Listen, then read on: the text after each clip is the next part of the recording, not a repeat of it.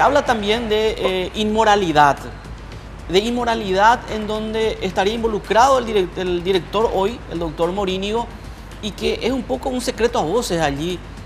¿Qué es lo que hubo? ¿Qué es lo que hay, doctor? Bueno, yo creo que ese problema está instalado en el hospital, como suelen decir ustedes ese término, el tema está instalado, pero yo no me animo a meterme en ese... Pero de que hay. En ese algo, es un tema muy delicado. De Yo que no las me hay, animo. las hay. Pero existe el hecho. Incluso hay Usted no quiere pruebas. entrar en detalles. Bueno, yo sé, porque incluso en alguna ocasión cuando yo llego temprano al hospital, ¿verdad?, me han mostrado videos y cosas, fotos. La moral pues es muy subjetiva, ¿verdad? Claro. De acuerdo a la cultura, pero en Claro. este caso hablamos de actos sexuales. No, prefiero yo no inmiscuirme. Yo sé que mucha gente divulga ese tipo de cosas, pero yo no quiero inmiscuirme en eso. Pero